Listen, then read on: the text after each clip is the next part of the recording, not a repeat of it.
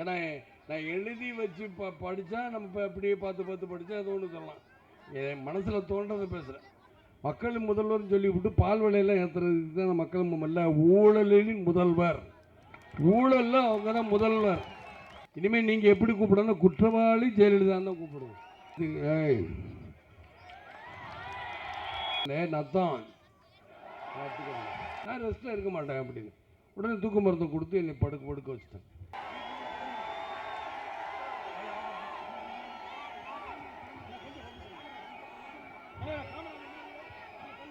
நாம முதல்ல உங்க எல்லாரும் வரவேற்பு கொடுத்துறோம். பேரன்பு கொண்ட பெரியவர்களே, தாய்மார்களே, அன்பு கொண்ட சகோதர சகோதரிகளே, என் உயிரிலும் மேலான அன்பு தமிழ் நெஞ்சங்களே, உங்கள் அனைவருக்கும் நன்றி கலந்த வணக்கம் தெரிவித்துக் கொள்கிறேன். ஏன் இதெல்லாம் இன்னைக்கு பால் விலை கண்டிச்ச மாபெரும் ஆர்ப்பாட்டம். ஏன் ஆர்ப்பாட்டம் வச்சிருக்கோன்னா பால் விலை இவங்களுக்கு என்ன கொள்ளையடிக்கிற கூட்டங்கள் தானே. பால் விலை உயர்ந்தானே உயராட்டின கொள்ளையடிச்சிக்கலாம். ஏன்னா வைத்தியனை மாதிரி கொள்ளையடிச்சிட்டு எங்கேயோ பாலை பண்ணிடுவாங்க அரசாங்கத்தால். இல்லாட்டி ஜெயலலிதா உடனே கோடநாடு ஓடி போயிடும். பாருங்களேன், இந்த 5 வருஷம் முடிஞ்சா உடனே கோடநாடு ஓடி போய் உடனே ஒரு 6 மாதம் போராட்டம். எப்படி போராட்டம் நடந்தது? நான் சொல்கிறேன், மொட்டையடிச்சிங்க எல்லாமே பண்ணுறீங்க. ஏன்னா மொட்டையடிச்சு எல்லாம் சொல்கிறீங்க. அந்த அம்மா ஜெயிலில் போட்டீங்கன்னு சொல்லி மொட்டையடிச்சு. அப்போ மொட்டையடிச்சு உங்களுக்கு மொட்டையடிச்சா பால் விலையை ஏற்றிருக்காங்களே, அது கூட தெரியலையா? அதிமுக ஆளுகளும் உங்களை மொட்டையடிச்சா அவங்களாம் பால் விலை ஏற்றிருக்காங்க. அது நீங்கள் முதல்ல புரிஞ்சுக்கணும். ஒரு சாதாரண ஒரு குடும்பத்தில் இருக்கணும், பட்ஜெட் போட்டு தான் இருப்பான். பட்ஜெட் போட்டு தான் குடும்ப செலவெல்லாம் பண்ணுவாங்க. தாய்மார்கள்லாம் இன்னைக்கு எல்லாருமே பட்ஜெட் போடுவாங்க குடும்பத்தில். ஒரு நாளைக்கு திடீர்னு ஒரு 10 ரூபா பால் விலை 10 ரூபா தானே சாதாரணம். ஏன்னா கொள்ளையடிக்கிற கூட்டங்கள் அதுக்கு சாதாரணம். நம்மளுக்கு ஒரு நாளைக்கு 10 ரூபா ஒரு லிட்டர் பால், அப்படின்னா மாதத்துக்கு 300 ரூபா. ஆக இப்படியே பார்த்தா எவ்வளோ கூடும். இவங்க நேற்று நான் டிவிலையும் பத்திரிகையிலையும் பார்த்தேன், செய்தியெல்லாம் பார்க்கிறேன். அதில் பால் விலை ஏற்றாதுன்னு சொன்னால் பால் விலையெல்லாம் ஏற்றிக்கிட்டு இருக்காங்க. இந்த இருக்க வைத்தியநாதன் ஒருத்தர் இருக்காரு, கடலூரில் எங்கேயோ பிடிச்சாங்க, விழுப்புரத்தில் எங்கேயோ பிடிச்சாங்க. அந்த வைத்தியநாதனை பிடிச்ச ஒரு சொத்தையெல்லாம் பறிமுதல் பண்ணாலே இந்த பால் விலை ஏற்றது. அந்த அளவுக்கு கொள்ளையடிச்சு வச்சுருக்கான். அது யாரும் அதிமுக அரசு விட்டு வச்சு, அதிமுக ஆளுங்களால் விட்டு வச்சுருக்காங்களா? வைத்தியநாதன் அதில் அதாவது அவர் குற்றவாளின்னு இருக்காங்க. குற்றவாளின்னு கோர்ட் இன்னைக்கு ஜாமீனில் கொடுக்குறாங்க. நான் சொன்னேன், யாருக்கு ஜெயலலிதா குற்றவாளி என்ன? ஜெயலலிதாவுக்கு ஜாமீன் கொடுத்துருக்கும் போது அவர் கொடுக்கட்டும். அதை பற்றி. ஆனால் மக்கள் தலையில் பால் விலை ஏற்றாதீங்க. மக்கள் தலையில் பால் விலை ஏற்றக்கூடாது. ஏற்கனவே பல பிரச்சனை இருக்குது. மின் கட்டண உயர்வு, பஸ் கட்டண உயர்வு, விலைவாசி உயர்வு கண் புதுங்கிட்டு இருக்கு. அப்படிலாம் இருக்கும் பொழுது நீங்கள் திடீர்னு பால் கட்டணத்தை ஏற்றுறீங்க. ஏன் பால் கட்டணத்தை ஏற்றுறீங்க? பால் 1 கோடியே 20 லட்சம் லிட்ரு ஒரு நாளைக்குன்னா ஆவின் வாங்குற 20 லட்சம் லிட்ரு. 1 கோடி லிட்ரு யார் வாங்குறா? தனியார். இந்த தனியாருக்கு லாபம் வர்றதுக்காக நீங்கள் 10 ரூபா ஏற்றுறீங்களா? அவங்ககிட்ட இருந்தால் ஆவின் வாங்கினா அந்த 1 லிட்டர் பால் அவங்க வாங்கணுங்கிறதுக்காக, மக்கள்கிட்ட வாங்கணுங்கிறதுக்காக, அந்த பணக்காரர்களுக்கு பூரா வரணுங்கிறதுக்காக நீங்கள் 10 ரூபா ஏற்றிட்டீங்களா? இங்கிட்ட லஞ்சம் வாங்கிட்டு அங்கிட்ட ஏற்றுறீங்களான்னு மக்களும் டிவியில் பேசுகிறாங்க. அதான் உண்மை. டிவிலையும் சொல்கிறாங்க, மக்களும் பேசுகிறாங்க, பத்திரிக்கையிலையும் சொல்கிறாங்க. ஆனால் பத்திரிக்கையும் டிவின்னு சொல்கிறேன், இந்த அம்மா முழு பேச்சு விளம்பரம் கொடுக்குறாங்க, அவங்களுக்கு சப்போர்ட் பண்ணச்சா மக்கள் ஒரு நாள் உங்களுக்காக வர விட்டுருவாங்கம்மா. ஆகையெல்லாம் சொல்கிறேன், மக்கள் நினைத்தால் மௌன புரட்சி பண்ணுவோம். அவங்க மௌன புரட்சி உங்களுக்கு தெரியாது எப்போ எது நடக்கும் என்று. ஆனால் நம்மளை காத்துக்கன்னா, நம்ம தற்காத்துக்க வேண்டும் என்றால் நம்ம இதெல்லாம் பண்ணிக்கணும். சும்மா முதலமைச்சர் ஏதோ பக்கம் கொடுக்குறாரு விளம்பரம்னா அதற்கு ஆப்பு வருது, சட்டம் வருது. இனிமேல் ஒரு பத்திரிக்கையில் ஒரு விளம்பரம் தான் தரணும். எல்லா பத்திரிக்கை எல்லா விளம்பரம் வராதுன்னு வருது. ஆக நீங்கள் ஏதோ பத்திரிகை நண்பர்கள் ஏதோ வாய்க்கு போது அதுக்கும் சட்டம் கொண்டு வராங்க. வெளிநாட்டிலேருந்து வருதான் சட்டங்கள் வருது. சட்டங்கள் வரும்போது உங்கள் சுதந்திரங்கள் பறிபோகும்போது இந்த விஜயகாந்த் விட மாட்டேன். சுதந்திரங்கள் பறிபோகாமல் இருக்கணும் எல்லாருக்கும். ஆக அதே மாதிரி மக்கள் பிரச்சனையும் நீங்கள் பார்க்கணும். மக்கள் பிரச்சனைகள் சும்மா இருக்க மாட்டேன் விஜயகாந்த். மக்கள் பிரச்சனை இதே பால்வலை இப்போ கண்டிச்சிருக்கேன். பால்வலை கண்டித்து ஆர்ப்பாட்டம் வச்சுருக்கேன். அதுக்கு என்னென்ன கந்திரம் உடனே வச்சுட்டேன்னா முந்தான தானே ஏற்றுறாங்க. இப்போ வைக்காமல் என்ன பண்ணுறீங்க? உடனே வைக்க முடியாது. அப்பா எல்லாரும் தடைமை போலீஸில் கைது பண்ணுறது என்ன மக்களுக்காக பண்ணுறது என்ன இருக்குது? மக்களுக்காக போகிறதுனால ஒன்றுமே கிடையாது. இப்போ வைத்தியநாதனுங்கிறாரு, சரி மக்களின் ஒவ்வொன்றா வரேன். ஏன்னா நான் எழுதி வச்சு படித்தா நம்ம இப்போ அப்படியே பார்த்து படித்தா அது ஒன்று சொல்லலாம். என் மனசில் தோன்றதை பேசுகிறேன். மக்களின் முதல்வர் ஜெயலலிதாங்க. யாருக்கு மக்களின் முதல்வர்னா ஏன்னா மக்களுக்கு நல்லது மக்களுக்கு நல்லது பண்ணாங்களா? விலைவாசி உயர்வு, பஸ்ஸு கட்டண உயர்வு, கரண்ட் மின் கட்டண உயர்வு, இப்போ பால் விலை உயர்வு, இதுதான் மக்களின் முதல்வராக. ஆனால் கேட்டால் நான் கறவை மாடெல்லாம் கொடுத்தோம். அந்த சிஹெச் ரிப்போர்ட்ஸ் கறவை மாடு, ஆடு, வெள்ளாடு, இல்லை கறவை மாடெல்லாம் மலட்டு மாடு கொடுத்துருக்கீங்க. வருது மலட்டு மாடாம், இப்போ மாடு கொடுக்க நிறுத்திட்டாங்க. ஆனால் சிஏஜி என்பது ஆடிட்டிங். இவங்க திரும்ப அதுலேயும் ஊழல் நிறையா பண்ணியிருக்காங்க. ஒரு மாடு ஆந்திராவில் தான் வாங்கணும், ஒரு மாடு எவ்வளோ விலைக்கு சிஏஜி. நான் ரிப்போர்ட் எடுத்து படிச்சுக்கிட்டே இருந்தேன், மறந்துட்டேன். அந்த சிஏஜி ரிப்போர்ட்லேயே சொல்லுது இவங்க அவ்வளோ தூரம் தப்பு பண்ணியிருக்காங்க. மக்களை அதை புரிஞ்சுக்கன்னு தான் சொல்கிறேன். இவங்க மாடு கொடுத்தாங்க. இவங்க இன்னமும் பார்த்தீங்கன்னா தியேட்டர் எல்லாத்துலேயும் இன்னும் ஜெயலலிதா போட்டா காட்டிக்கிட்டு இருக்காங்க. இதை நீதியரசர் கேட்குற கண்டுக்கவே மாட்டேங்க. நீதியரசர் சொன்னால் கண்டுக்கிறது இல்லையா? டிவியில் மோகண்டு காட்டுறாங்க. டிவி மோகண்டு இன்னும் பயந்துக்கிட்டு அந்த அம்மா முதலமைச்சர் இல்லைங்க விஜயகாந்த் தைரியமாக தானே இருக்கேன், இந்த கழுத்து கத்தி வந்துருமா? அண்ணன் 6லையும் சாவு 100லையும் சாவுன்னு நீங்கள் தானே சொல்கிறீங்க எல்லாரும். கலைஞர் சொன்னால் மாத்திரம் ஒத்துக்கிறீங்களா? நாங்கள் சொன்னால் ஒத்துக்கிற மாட்டீங்களா? 6லையும் சாவு 100லையும் சாவு. கனக விசேரி முடிச்ச மன்னாதி மன்னல்ல இந்த கட்சியோட தலைவர் அதாவது எம்ஜிஆர் பாடினாரு. கனக விசேரி மன்னாதி மன்னல் ஒரு படத்தில் பாட்டு வரும். அச்சம் என்பது மடமையடா, அஞ்சாமல் திராவிடர் உடமையடா, வாழ்ந்த ஒரு கொடி மறைந்த ஒரு கொடி, மக்கள் மனதில் நிற்பவர் யார்? மக்கள் மனதில் நிற்பது யார்? மக்கள் தான். நான் சொல்ல மாட்டேன். ஏன் இதெல்லாம் சொல்றது இல்லை அப்படின்னா, இப்போ கூட தான் எனக்கு தான் பல பாடல்கள் எனக்கு ஞாபகத்துக்கு வருது. இப்போ நேற்று நாளே தம்பி காஞ்சியில் நான் பிடிச்ச நேற்றுன்னு ஒரு பாடு. ஒரு நாள் இந்த நிலைமைக்கெல்லாம் மாறுதல் உண்டு, இந்த மாறுதலை சந்திப்பது தேர்தல் உண்டுன்னு அவரே பாடியிருக்கார். யார்? உங்கள் கட்சி தலைவர் எம்ஜிஆர் பாடியிருக்க. பொதுச் செயலாளர், கட்சி தலைவர்னா அண்ணா நீங்கள் மக்களின் முதல்வர் சொன்னாலும் ஒத்துக்கலாம். இல்லை இப்போ காமராஜர் மக்களின் முதல்வர் சொல்லுவாங்க. ஏன்னா காமராஜர் ஆட்சி வரணும் இப்போ உள்ள காங்கிரஸ்காரங்க சொல்கிறாங்க. ஏன்னா அவர் முதலே இருந்தார். ஸ்தாபன காங்கிரஸ் நீங்கள் தானே பிரிச்சிங்க, நாங்களாக பிரித்தோம். அன்னைக்கு உங்கள் கட்சியில் இருக்க சோனியா காந்தியோ ராஜீவ் காந்தியோ ராகுல் காந்தி ஆட்சி வரணும்னு யாருமே விரும்பலையே. காமராஜர் ஆட்சி வரணுங்கிறாங்க. அதே மாதிரி அண்ணாவின் படத்தையும் அண்ணாவின் பேரை சொல்லிக்கிட்டு 2 பேரும் ஏமாற்றிக்கிட்டு இருக்கு அந்த நாட்டை. அதிமுக இன்னொரு கட்சி, அது உங்களுக்கு தெரியும். ஆண்ட கட்சி ஆளாத கட்சி. ஆண்ட கட்சியும் ஏற்கனவே ஆண்ட கட்சியும் இப்போ ஆண்டுகிட்டு இருக்க கட்சி ஏமாற்றிக்கிட்டு.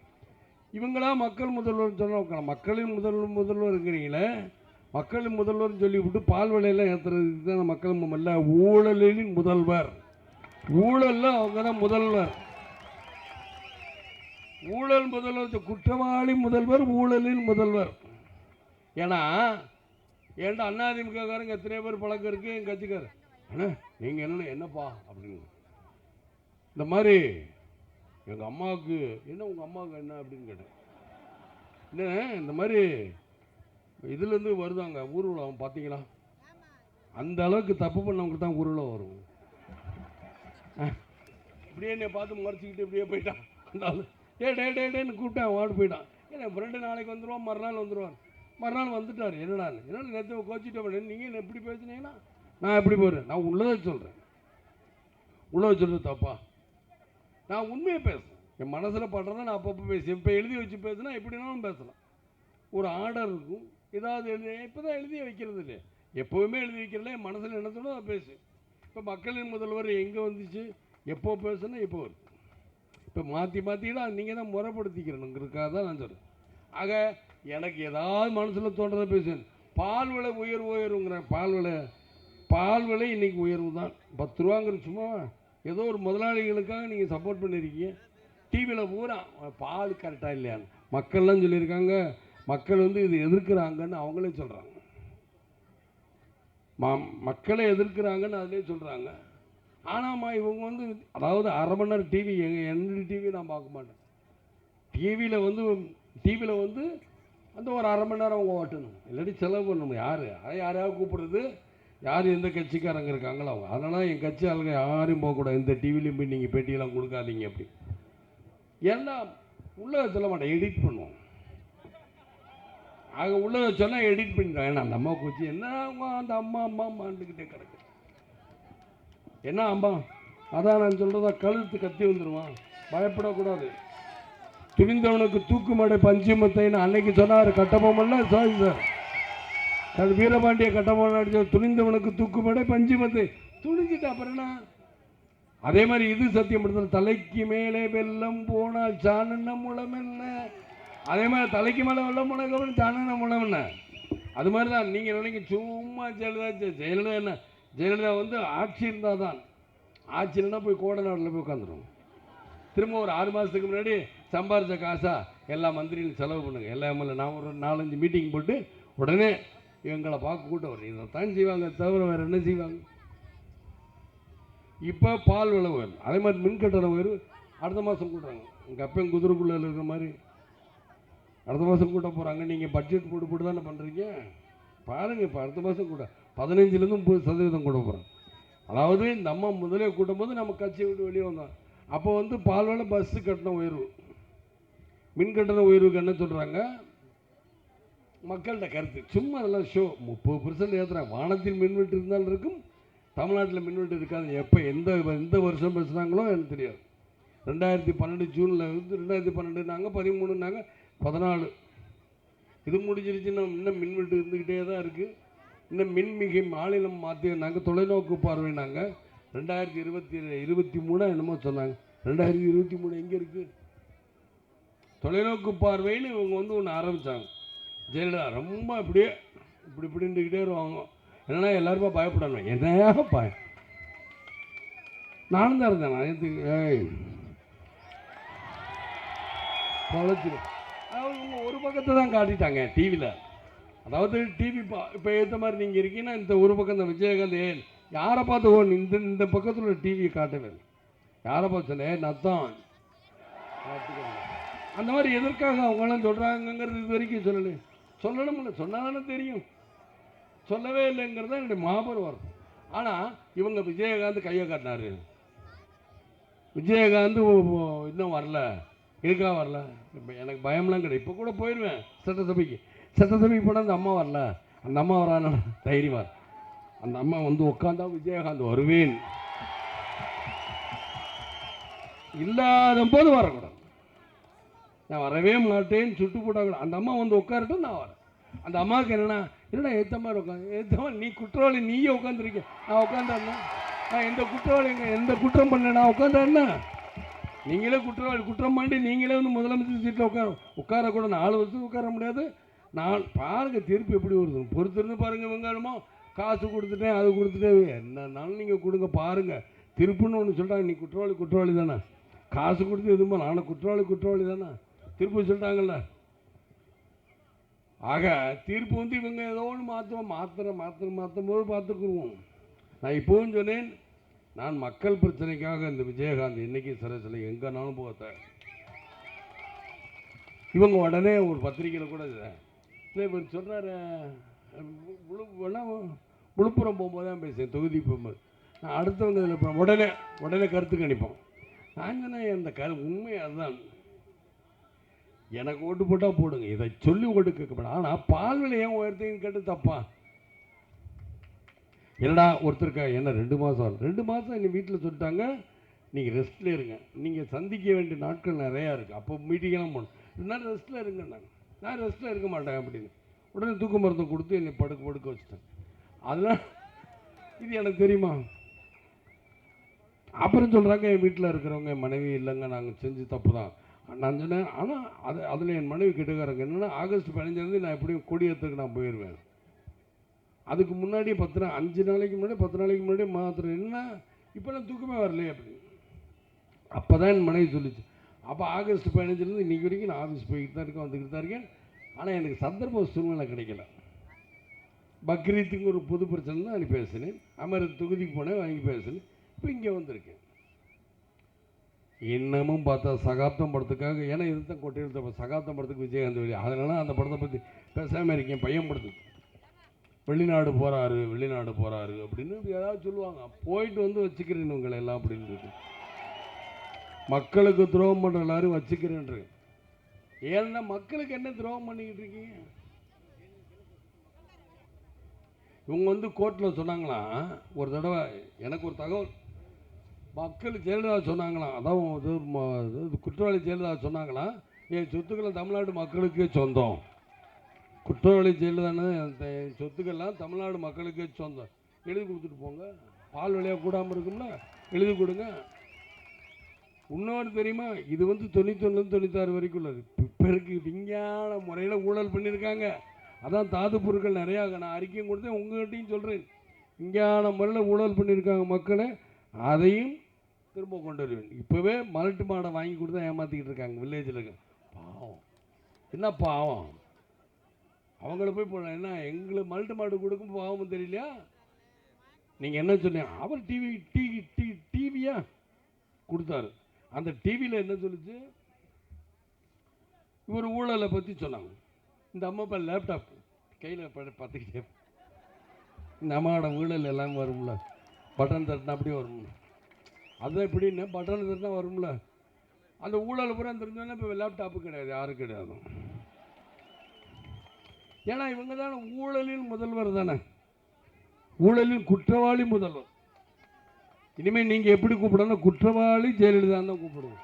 யாராக டிவியில் யாரும் தைரியமாக சொல்லுங்கள், தைரியமெல்லாம் விட்டுருங்க.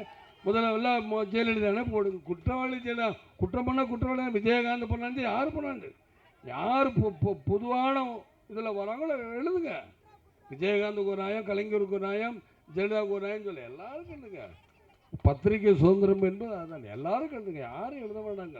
ஆனால் அது நியாயமாக பேசும்போது நீங்கள் போட மாட்டீங்க, அந்த எடிட் பண்ணுறதெல்லாம் வருது. இப்போவே நான் சொல்கிறேன், பத்திரிக்கையில் பார்த்தீங்கன்னா எடிட் பண்ணிடுவாங்க. ஏன் நான் பத்திரிக்கையாளங்கன்னா கோபம் கிடையாது, எடிட் பண்ணிடுவோம். அது கோபம்லாம் எனக்கு கிடையாது. என்ன பத்திரிக்கை மக்கள் பிரச்சனை நம்ம பேசலாம்.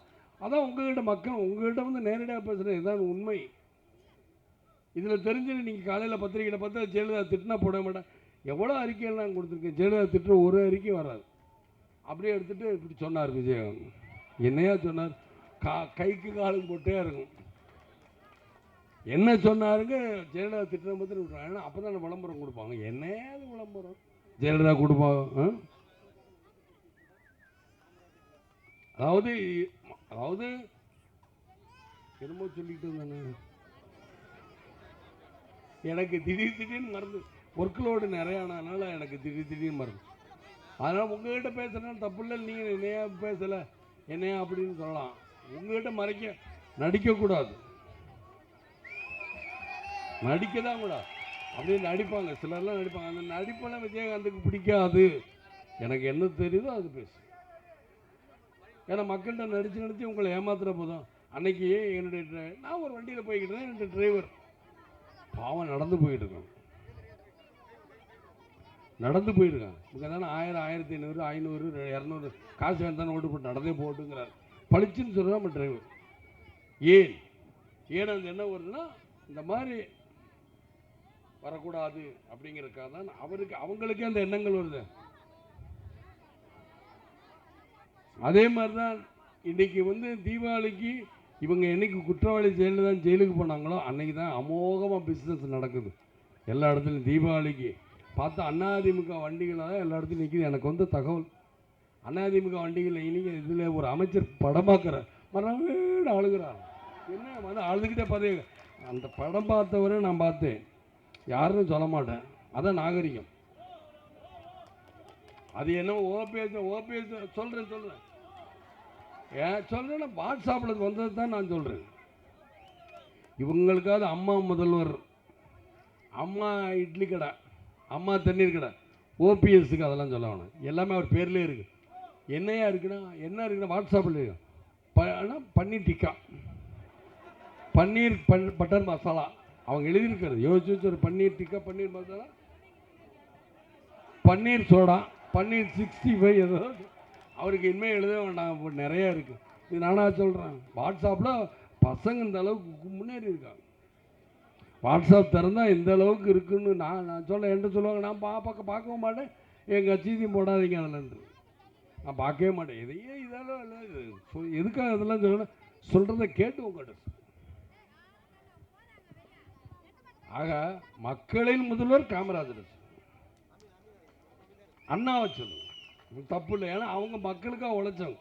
நீங்கள் மக்களுக்காக என்ன பண்ணீங்க? பஸ்ஸு கட்டினது கொண்டு நீங்களா மக்களின் முதல்வர்?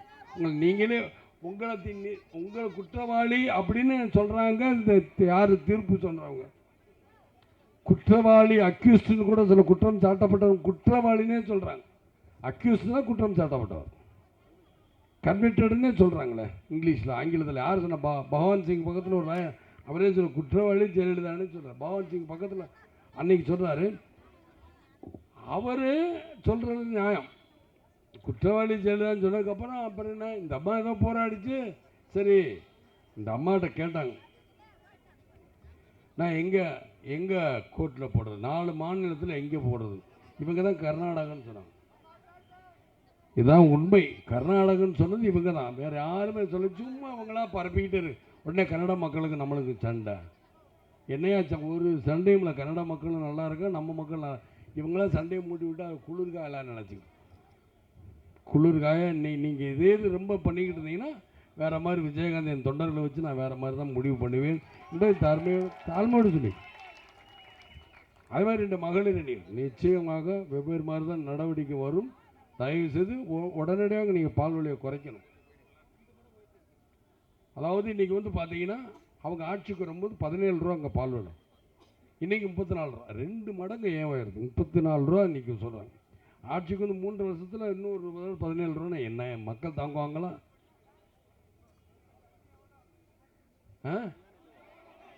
தண்ணியா? எந்த தண்ணி? எந்த தண்ணி? இல்லை, இப்படி சொன்னால் 2 அர்த்தம் இருக்கு. குடிக்கிற தண்ணியா இல்லை போடுற தண்ணியா? போடுற தண்ணி விலைவாசி அதுவும் கூட போகுதுன்னு நேற்று டிவியில் கூட குடி. எப்போ? இப்போ இன்னும் கூட போகுதான். நேற்று டிவியில் பார்த்து. அதுவும் இல்லாமல் டிவியில் சொன்னாங்கன்னா ஒரே நாள் 125 கோடி ரூபானா 3 நாளில் 300 கோடி ரூபாய்க்கு விற்றுருக்கு. ஆனால் 300 கோடி ரூபா விற்றீங்கன்னே மக்களின் முதல்வர்னு சொல்கிறீங்களே, நீங்கள் உங்கள் டிவியில் சொல்லிக்கிட்டா போமா? எல்லாருமே சொல்லணும். இல்லை, அதில் பேரெல்லாம் சொல்ல மாட்டாங்க. தயவுசெய்து குறுக்க பேசுனீங்க, நான் பேச்சுக்கிட்டு போய் கோச்சிக்கிறேன். எனக்கு பேச்சு வர கோச்சிக்கிறேன். ஏன்னா அங்கே தான் கவனம் போகும். அதனால் நான் சுற்றி எல்லாரையும் பார்க்க முடியாது. என்னுடைய கவனங்கள் அப்படியே போயிடுச்சு, அப்படியே பேச்சு நின்று போயிடும். நான் இப்போவே எதையோ நினச்சிருந்தேன் பேசணும், ஏதோ வந்துச்சு. இருந்தாலும் நம்ம பால் விலை தான் பற்றி பேசணும். பால் விலை இன்றைக்கி வந்து கூடியிருக்கு. இவ்வளோ ஏன் கூடியிருக்கு அப்படிங்கிறபோது நீங்கள் அவர் பேர் என்ன, விழுப்புரத்தில் பிடிச்சாங்களே வைத்தியநாதனா, அவரை பிடிச்சி அவர் சொத்துக்களை பறிமுதல் பண்ணி இந்த மக்களுக்கு கொடுத்துருந்தா விலைவாசி கூட்ட வேண்டிய அவசியமே இல்லையா? அன்றைக்கி டிவியில் பார்க்குறேன், எல்லாத்துலேயும் பார்க்குறேன், விலைவாசி பின்னம் முட்டி இருக்கு. பத்திரிகையிலையும் பார்க்குறேன், டிவிலையும் பார்க்குறேன், எல்லா செய்தியும் சொல்லுது. வைத்தியநாதனை பற்றி எல்லா பத்திரிகையிலையும் சொல்கிறாங்க. அவர் தப்பு நடந்திருக்குன்னு ஒருத்தரும் கண்டுக்கிறல. அப்போ இதுலேருந்து என்ன தெரிஞ்சுக்க, அதிமுக அரசு கண்டுக்கல, மூர்த்தி மந்திரி அவரும் கண்டுக்கல. இல்லை அவர் இதில் தொடர்பு இல்லையா? ஏன்னா பத்திரிகையில் போட்டால் தப்பாக போச்சுன்னா போட மாட்டாங்க. பத்திரிகையில் மூர்த்தி மேலே உண்மையை குற்றம் சுட்டப்பட்டாலும் அவங்க போட மாட்டாங்க. ஜெயலலிதா இல்லைன்னு எப்போ தீர்ப்பு வருதோ, ஜெயலலிதா குற்றவாளினாலும் தைரியம் வரும். என்ன நீங்களாம் வேஷ்டி கட்டி மீசையை எடுத்துக்கிட்டு எதுக்கு நீங்கள் எல்லாம் கேள்வி கேட்டுக்கிட்டு 1/2 மணி நேரம் டெபிட்டு என்னமா நடத்திக்கிட்டு எதுக்காக நடத்துறீங்க? நடத்தக்கூடாது. உண்மையாக இருந்தால், தைரியமாக இருந்தால், மீசை வச்சு ஆம்பளன் மாறு தட்டி சொல்கிறீங்களே, சொன்னால் தான் வெளியே வந்து தைரியமாக சொல்லணும். எல்லா பத்திரிகையும் எல்லா டிவியாலும் தைரியமாக பேசணும். மக்களுக்காக பேசுங்க. மக்கள் நிச்சயமாக உங்களை காப்பாற்ற விட மாட்டான். மக்களுக்காக பேசுங்க. இப்போ நான் பேசுகிறேன், உங்களுக்காக தான் பேசுகிறேன். என்னை காப்பாற்றுறாங்க. 10 வருஷத்தில் காலடி வச்சுருக்கேன். என்னை காப்பாற்றுறாங்க. என்னுடைய இது வேறு. ஆனாலும் அந்த மக்கள் மேலே நம்பிக்கை என்னை காப்பாற்றுவாங்க. அந்த நம்பிக்கையில் தான் இன்னும் துரத்திக்கிட்டே இருக்கேன். மற்றவங்களாம் யாருன்னு உங்களுக்கே தெரியும். கட்சி நடத்த முடியுதா? கட்சி நடத்தலையே. போன ஆட்சியும் வந்து ஆண்ட கட்சியும் சரி, இந்த ஆட்சியும் சரி, நீங்கள் யார் என்னென்ன பண்ணியிருக்காங்கன்னு எல்லாம் பட்டியல் போட்டு என்னால் சொல்ல முடியும். கால் நேரங்கள் இல்லை. நான் போயிட்டு வந்து டிசம்பர்லேருந்து வச்சுக்கிறேன்னு சொல்லியிருக்கேன். டிசம்பர் மாதம் வருவேன், வந்து வச்சுக்கிறேன். அது வரைக்கும் நீங்கள் பொறுமைக்காருங்க. அதுக்கிடையில் ஏதாவது அறிக்கை வந்தால் நீங்கள் கேப்டன் டிவி போய் பாருங்கள். உங்கள் ஊழலை பற்றி எவ்வளோ இப்போ கேப்டன் டிவின்னு சொன்னாக்க ஊழல் ஏன் ஊழல்லாம் தெளிச்சிருக்காங்கன்னு இது யாரோ ஒருத்தர் இந்த அரசாங்க கேபிள் டிவியில் யாரோ ஒருத்தர் பேர் மறந்து போச்சு. 70 ரூபாய்க்கு 120 ரூபா வாங்குறாங்க சார். ராதாகிருஷ்ணன் நினைக்கிறேன் அவர் பேர், உடுமலை ராதாகிருஷ்ணன் பேர். அவர் காசு வாங்கிட்டு பேர்னா பாலிமார் டிவி செய்தி சேனல் அங்கே அந்த தமிழ்நாடு மாத்திரம்தான், சிட்டி மாத்திரம் தமிழ்நாடு பூரா வருது. இதான் ஊழலின் உச்சகட்டம். சரி, சகாயம் சகாயத்துக்கு இது வரைக்கும் 1 மாதம் ஆச்சுங்க கொடுத்தாங்களே. டிராஃபிக் ராமசாமி கொடுத்தாரு. கொடுத்து ஒரு மாதமாக இது வரைக்கும் அவர் அனுப்பவே இல்லை. ஏன்? எல்லா மந்திரிமார்களும் அதில் கலப்படத்தில் இருக்காங்களா, மணலில் இருக்காங்களா, ஆளுங்கட்சி சேர்ந்த மணல்லையும் தாது மணல்லையும் வைகுந்தராஜ் அவர்களோட சேர்ந்து அதுலேயும் இருக்கீங்களா, கடல் மணலையும் இருக்கீங்களா, தாது பொருட்களை இதெல்லாம் கண்டுபிடிக்கலாம். அது மாதிரி கிரேனைட் ஊழலில் எவ்வளோ இருக்குது. அமைச்சர் பெருமக்களும் கலந்துருப்பாங்க. அதில் ஒரு அமைச்சர் இப்படி கொண்டு கொடுத்து நீங்கள் வச்சுக்க, நீங்கள் கொடுக்குறது கொடுங்கம்மா. இதெல்லாம் வந்து நம்ம சொல்கிறோம், மக்கள் சொல்கிறாங்க. அது ஏதோ ஒன்று நம்ம நேரில் பார்க்காத பேசக்கூடிய இருந்தாலும் இந்த இடத்துல நீங்கள் சொல்கிறத நான் சொல்ல வேண்டிய கடமை இருக்கலாம் சொல்கிறேன். ஆக எவ்வளவோ பணங்களை கொள்ளையடிக்கிறாங்க. சகாயத்தை இன்றைக்கு வரைக்கும் அனுப்பியிருந்தான் நேர்மையான ஒரு அதிகாரி போயிட்டு நேரம் வந்திருப்பார். இது வரைக்கும் அனுப்பலையே. அதே மாதிரி தான் இன்றைக்கி இவங்க ஆளுக்கு துடிக்கிறாங்க, எங்கள் கட்சி வந்துடும் உங்கள் கட்சி வந்துடணும். தர்மத்தின் வாழ்வதனை சூதுக்கும் மீண்டும் தர்மம் இவங்களே சொல்லிக்கிறாங்க. தர்மம் என்பது மக்களையா, மக்களின் வாழ்வதனை சூதுக்கும் குற்றவாளி ஜெயலலிதா கவிட்டாங்க. மீண்டும் மக்களை ஜெயிப்பார்கள். அந்த மக்கள் நீங்கள் ஜெயிக்க தான் போகிறீங்க, நீங்கள் ஜெயிக்காமல் இருக்க மாட்டீங்க. இன்றைக்கி ஜெயலலிதாங்கிறீங்களே, ஜெயலலிதா பெண்ணு எனக்கும் தான் இருக்குது, யாரும் இல்லைன்னா. ஆனால் அவங்க இந்த அளவுக்குலாம் ஒரு அவன் பெண்ணு வந்து இப்படிலாம் பால் விலையெல்லாம் ஏற்றவே கூடாது. உங்களோட சேர்ந்த பெண்ணுங்களுக்கு நீங்களாம் பால் விலை ஏற்றலாமா? எப்படி இருக்கும்? ஏழை எங்கே பார்த்தாலும் தமிழ்நாட்டில் பூரா பார்த்தா ரோடு எங்கே பார்த்தாலும் டிவி பேப்பர் திறந்தால் அந்த ரோடு ரிப்பேர், இந்த ரோடு. தமிழ்நாடு பூரா மழை, ஒரு மழைக்கே தங்க மாட்டீங்கன்னா வருஷம் பூரா மழை பெஞ்சா எப்படி இருக்கும்? மழை வரக்கூடாதுன்னு யார் நினைக்கிறது? எல்லாமே வரணும் தான் நினைக்கிறாங்க. மழை வரணும், மழை வந்து சீசன் பெய்யட்டும். அந்த சீசனுக்கு பெய்யும்போது கூட ரோடு தாங்கலைன்னா என்ன இருக்குது? குவாலிட்டி கிடையாது, ஒன்றுமே கிடையாது. இவங்க கொள்ளையடிக்கிறது தான் மிச்சம் மக்களை. ஆக இதெல்லாம் வந்து இவங்க மிஞ்சிக்கிட்டு பண்ணுறாங்க. மக்களின் முதல்வர் இவங்களே சொல்லிக்கிறாங்க தன்னைத்தானே. நான் இப்பவும் சொல்கிறதா, நீங்கள் என்ன சொல்லணும்? குற்றவாளி முதல்வர், குற்றவாளி ஜெயலலிதா, முதல்வர்னு கூட சொல்லக்கூடாதுன்னு கோர்ட்டு சொல்லியிருக்கு. இவங்க அதனால் மக்கள் கோர்ட்டு சொல்லியிருக்கு குற்றவாளி ஜெயலலிதா. கோர்ட் இவராக வந்து இவங்களாம் வந்து முதல்வர்னா தப்பாக போயிடணும். மக்களின் முதல்வர். சரி, டிவியில் பூரா காட்டுறாங்கல்ல, டிவியில் பூரா காட்டுறாங்க. நாங்கள் அது இது பண்ணோம். பால் விலை உயர்த்தணும் ஒரு தடவை டிவியில் சொன்னாங்களா? அவங்க டிவியிலே சொல்கிறது. நாங்கள் ஆடு மாடு கொடுத்தோம், மாடு கொடுத்தோம், பால் கொடுத்தோம், செம்மறி ஆடு கொடுத்தோம், வெள்ளாடு கொடுத்தோம், அப்படி தான் காட்டும். பால் விலை உயர்ந்திருக்கு. கரண்டு, அதாவது ஜெயலலிதாவின் என்னமோ ஜெயலலிதா ஆலோசனைப்படி ஜெயலலிதா இதுபடி பங்கெடுப்பேன்னா பால் விலை வேறு ஜெயலலிதா இதுபடி நீங்கள் எடுத்தீங்கன்னா ஜெயலலிதா அது மாத்திரம் சொல்ல மாட்டான். அது மாத்திரம் ஓபிஎஸ் தான் சொன்னால் இல்லை தமிழக அரசு அப்படின்னு சொல்லிட்டு தமிழக அரசு மேலே பழியை போட்டு போகிறோம். நான் தெரியாமல் தான் இருக்கிற மக்களே, உங்களுக்கு ஆடு மாடு கம்ப்யூட்டரு இதெல்லாம் யார் உங்களுடைய வரிப்பணம்.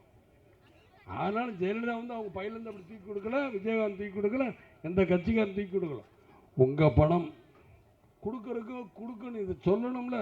சொல்கிறதுக்கு அவங்க சும்மா சொல்லிக்கிட்டு ஆஹா நீங்கள் அது கொடுத்தீங்க, ஓட்டு வாங்குறதுக்கு தான் அதெல்லாம் பண்ணுறது.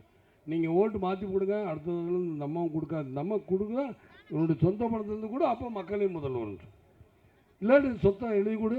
3000 ஏக்கர் 4000 ஏக்கர் இங்கே வச்சுருக்காங்களே இங்கே கோடநாடு, அது பூரா மக்களுக்கு எழுதி கொடுத்து இந்த 60,000 கோடியில் ஏமாத்திரம். அதான் சொல்கிறேன், விஞ்ஞான முறையில் ஊழல் பண்ணியிருக்காங்க. இவங்க யாரையோ சொல்கிறாங்க இன்றைக்கி ஜெயலலிதா விஞ்ஞான முறையில், ஜெயலலிதா அவர்கள் தான் விஞ்ஞான முறையில் ஊழல் பண்ணியிருக்காங்க. இந்த 2011 இது வரைக்கும் 3 வருஷத்தில் 3 வருஷத்தில் எவ்வளோ ஊழல் பண்ணியிருக்காங்க. ஊழல் பட்டியல் போட்டு காட்ட முடியும். அதே மாதிரி தான் மேயர் ஒருத்தர் இங்கே இருக்கார், சென்னைக்குன்னு ஒருத்தர், அப்போ என்ன சைதை துரைசாமி, என்னடா பேர சொன்னால் என் மேலே தானே கேஸ் போடுறது, அவரை பற்றின எல்லா உண்மையும் நான் எடுத்து விடுறேன். அப்போ தெரிஞ்சிருக்கணும் உங்களுக்கு எல்லாரும், மக்களுக்கெல்லாம் தெரியுங்களா. எனக்கு வந்துக்கிட்டே இருக்குது அவரை பற்றி தகவல்கள், உண்மைகள் என்னென்னமோ, யார் யாரோட கூட்டு, யார் யார் சப்போர்ட்டு அப்படிங்கிறதெல்லாம் இருக்குது. ஆக இதெல்லாம் ஏன் நான் இதெல்லாம் சொல்கிறேன்னா, மக்களை நிச்சயமாக நான் எல்லா படத்தையும் எல்லா பக்கமும் ஆளுகளை வச்சு எங்கிட்டு தான் இருக்கேன். முதல்ல வேண்டாம் வேண்டான்னு விட்டேன். இவங்க எப்போ மக்களின் சொத்தை கொள்ளையடிக்க ஆரம்பித்தாங்களோ இனிமேல் விடக்கூடாது. நம்மளும் நம்ம வேலைகளை காட்டணும். எல்லா இடத்துலையும் ஆளுகளை சொல்லிக்கிட்டு எல்லா இடத்துலையும் போய் பாரு சொல்லுன்னுக்கிட்டு இருக்கேன். என்னென்ன ஊழல் பண்ணியிருக்காங்க, ஊழல் ஐயப்பா அடிக்கிட்டே போ அந்த அளவுக்குள்ள. ஆனால் எதுன்னு நான் சொல்லலை, எனக்கு ஆதாரங்கள் கிடைச்சேன். ஊழல் உங்கள் வாயில் சொன்னாங்க. இதை விட ஒரு குடும்பம் கொண்டு ஒரு காமெடியாக ஒருத்தர்கிட்ட சொன்னேன், இப்படின்னாரு. ஏன்னா ஒன்றும் முடியாது, என்னங்க கையை ஆட்டுறீங்க, கை வியாது. ஒருத்தர் வந்து அதிமுக மந்திரி இருந்தார், அவர் என் கட்சிக்கு வந்துருக்கு. என்னென்னா அது அவர் பக்கத்தில் வச்சுட்டு நீங்கள் எல்லாத்தையும் கேட்குறீங்க, அவர் தானே இங்கே இவ்வளோக்கு காரணம். ஏன் உங்கள் கட்சி எனக்கு பயம், அதனால சொல்லலைங்க, இப்போ நான் சொல்கிறேன்னு சொல்கிறேன். இது மேலே என்ன பண்ண முடியும்? பயம் என்ன பயம்னா, அவங்களுக்கு அவங்க தொழில் பயம், வீட்டு பயம், குடும்ப பயம் எல்லாமே இருக்கும். இந்த விஜயகாந்த் தொண்டர் இருக்கிறவரைக்கும் நீங்கள் யாரும் பயப்படுவாங்க. எதாக இருந்தாலும் என்கிட்ட சொல்லலாம். எதாக இருந்தாலும் விஜயகாந்தும் சரி, விஜயகாந்த் தொண்டர்களும் சரி நிச்சயமாக போராடுவாங்க, மக்களுக்காக போராடுவோம்னு சொல்லிக்கொண்டு பால் விலை உடனே குறைக்கலாம். அடுத்த கட்ட போராட்டம் விரைவில் அறிவிக்கப்படும். பால் விலையை குறைக்கணும். முதல்ல குறைப்பாங்க. 2 ரூபா 3 ரூபா குறைக்கிறதுனால இல்லை, சும்மா பேருக்கு தான் குறைப்பாங்க. உட்காருமா, நான் பேசிக்கிட்டே இருப்பேன், நான் பேசுவேன் முடிக்கிற மாதிரி இருக்கும். உட்காருங்க, நீங்கள் எதிர்க்கனால நான் ஏதோ உட்காருங்க, இல்லாட்டி பின்னாடி போங்க, பின்னாடி போ, இல்லாட்டி உட்காரு. ஏன்னா இவங்க எதிர்த்தாலும் முடிஞ்சிருச்சுன்னு எல்லாம் கலைஞ்சினா நான் முடிக்கிற மாதிரி தெரியும், பேசுவேன், பேசுகிற மாதிரி தெரியும், முடிப்பேன். இவங்களாம் ஒரு அர்த்தம் போட்டா விஜயகாந்தை பற்றி என் தொண்டர்களை இன்னும் முடிவு பண்ணணுமா, அவங்களுக்கு எப்படி இருக்கு நீங்களே பார்த்து. ஆக விஜயகாந்த் எந்த நேரத்தில் எந்த மாதிரி முடிவு எடுப்பேன் அதை நீங்கள் மறந்து நான் பார்த்துக்கிட்டே இருப்பேன். பொறுமைக்கு ஒரு இல்லை. முன்னாடி அரசன் அன்று கொள்வான், தெய்வம் நின்று கொண்டுச்சா, அது பொறுமைக்கு ஒரு எல்லை உண்டுன்னு அந்த காலத்தில் சும்மா இல்லை. நான் பொறுமையாக இருக்கேன், பார்த்துக்கிட்டே இருக்கேன். இனிமேல் பொறுமையாக இருக்க மாட்டேன். உப்பு தின்னவன் தண்ணி குடிச்சு தான் ஆகணும். இது மதுரை பழம். உப்பு தின்னவன் தண்ணி குடிச்சு தான் ஆகணும், மதுரை சைடு சொல்லுவாங்க. இதை நான் அதான் சொன்னேன் அறிக்கையில். இதை நான் சும்மா நான் ஏன்னா பால் விலைவங்க வந்து 2 ரூபா 3 ரூபா குறைக்கிறோம், குறைக்கவே மாட்டாங்க. குறைச்சா கூட என்ன 10 ரூபாயும் குறைக்கும். ஏன்னா உற்பத்தியாளர் ஒவ்வொருத்தங்களாம் கேட்டுக்கிட்டு இருக்காங்க. டிவியில் தான் நான் பார்க்குறேன், உற்பத்தியாளரை கேட்குறாங்க. நான் வந்து உற்பத்தியாளரை கேட்குறதுக்கோ இல்லை உற்பத்தி மானியம் கொடுத்தா இந்த கவர்மெண்ட் நஷ்டமே என்ன நஷ்டமாகும்? ஓசியில் கொடுக்க நிறுத்துங்க, மானியம் கொடுங்களேன், மக்கள் கஷ்டப்படக்கூடாது. என்னை பொறுத்த மாதிரி கொடுங்களேன். அதே நேரத்தில் பால் வாங்குறவங்களும் ரேட்டு கூட கொடுங்க, பால் வாங்க மக்களுக்கு ரேட்டை குறைச்சி நீங்கள் கொடுங்க, அதில் மானியத்தை குறைங்க. சும்மா உங்களுக்கு இலவசம் கேட்கல, எதே தேவை கையிலேருந்து காசை கொடுக்கணும் இவங்க கையிலேருந்து. இல்லை நீங்கள் லஞ்சம் பண்ணணுங்கிறக்கா, லஞ்சத்தை அடிக்கணுங்கிறக்காக நீங்கள் எல்லாம் பண்ணுறீங்க. ஆக நல்லா புரிஞ்சுக்க மக்கள். ஏன்னா இவங்க லஞ்சத்தை நீங்கள் இன்னமும் ஜெயலலிதானா என்னோட தாய் குழந்தைங்களை நிச்சயமாக நீங்கள் தான் கஷ்டப்படும் சொல்லக்கூடாது, இருக்கிறவங்கள மாற்றணும். அப்படி போகும்போது பல தடவை பேசியிருக்கேன். அப்போ இல்லை நான் இருக்கேன். இப்போ பொதுவாக மார்க்கெட்டுக்கு போவாங்களாம், என்னங்க காய்கறிலாம் எப்படி இருக்கும், முத்திரை கத்திரிக்காய்க்கு இலசு கத்திரிக்காய்க்கு வித்தியாசம். போகிற போகல அப்படியே ஊற்றிட்டு போங்க. ஜெயலலிதா சரியில்லை, நீங்கள் ஏன் கத்திரிக்காயை பற்றி சொல்கிறீங்க? இல்லை கத்திரிக்காய் பற்றி சொல்கிற மாதிரி சொல்லிவிட்டு அப்படியே இந்தம்மா என்னென்ன தப்புன்னு சொல்லுங்கள், யார் வேணாங்க. ஏன்னா உண்மை நான் வந்து என் கட்சிக்காரங்க சொல்லணும்னு சொல்ல, பொதுவாக சொல்லுங்க. ஏன்னா இந்த அம்மா எவ்வளோ தப்புன்ட்டு இன்றைக்கி ஏன் எல்லாரையும் பார்க்க மாட்டேங்குது தெரியாமல் கேட்குறேன். ஏன்னா ராணி மாதிரி வாழ்ந்துட்டு இப்போ ஜெயிலில் இருந்தவன், ஜெயிலேருந்து இங்கே வந்தவன், அதனால் இப்படின்னு கும்பிடு. உங்களை 3 தான் வந்தாங்க, அப்புறம் வந்தாலும் கும்பிட்டாங்க. ஜெயிலை விட்டு வரும்போது கும்பிட்டாங்களா? கும்பிடல. டிவியில் பார்க்குறது தான் நான் சொல்கிறேன். டிவியில் அதுக்கப்புறம் கும்பிட்றாங்களா, அப்புறம் இங்கே வந்து பார்க்க வேண்டியது தானே. ஏன் பார்க்க மாட்டேன்? ஏன்னா ராணி மாதிரி ஜெயிலுக்கு போய்ட்டா ஏதாவது தப்பாக யாரும் எடுக்க மாட்டான். ஆனால் குற்றமுள்ள நெஞ்சு குறுகுறுக்குன்னு சொல்லுவாங்க, அவங்க நெஞ்சு குறுகுறுக்குது. குற்றத்தை நிறையா பண்ணியிருக்காங்க, அதனால் அவங்களுடைய நெஞ்சு குறுகுறுக்குது. மக்களே, எனக்கு மடியில் கணம் இருந்தால் வழியில், எனக்கு மடியில் கணமே இல்லை, வழியில் பயமே இல்லை, நான் வாட்டு பேசிக்கிட்டே இருப்பேன். குற்றவாளிக்கு தான் இன்னும் குறுகுறுக்கு, அதனால் யாரையும் பார்க்க மாட்டேங்கிறாங்க. சரி, பத்திரிக்கை டிவியில் சப்போர்ட் பண்ண யாராவது கூப்பிட்டு பார்த்துருப்பாங்களா? பார்க்கவே மாட்டாங்க. ஆனால் அவங்கள பற்றி சொல்லாட்டி ஃபோன் வந்துடும். யாரோ உங்கள் பேர் என்ன, அவர் பேர் என்ன, பேர் என்ன, பூங்குன்றன்னு ஒருத்தர் இருக்கார். யாருமே சொல்ல, ஏன்னா எல்லாம் பூங்குன்றன்னு ஒருத்தர் இருக்கார். அவரை விட்டு ஏதாவது சொல்ல அவர் ஒன்றே சொன்னால் பயந்துடும். ஓஹோ, அப்போ கொடுக்க மாட்டாங்களோ அப்படின்னு. இது வந்து ஆண்ட கட்சி சரி, ஆளுகின்ற கட்சி, இதுக்கெல்லாம் விஜயகாந்த் பயப்பட மாட்டேன் அப்படிங்கிற சொல்லிக்கிட்டு, மக்களுக்கு ஏதாவது பிரச்சனை இந்த விஜயகாந்தும் என்னுடைய தொண்டர்களும் தேசிய முற்போக்கு திராவிடர்களும் எப்பொழுதும் மக்கள் பக்கம் இருக்கும் என்பதை தெரிவித்துக் கொண்டு விடைபெறுகிறேன். ஓபிஎஸ் அவர்களே, தயவு செய்து பால் விலையை நீங்கள் குறைக்கணும் தாழ்மையோடு கேட்டுக்கொண்டு விடைபெறுகிறேன். நன்றி, வணக்கம் மக்களே, நன்றி, வணக்கம்.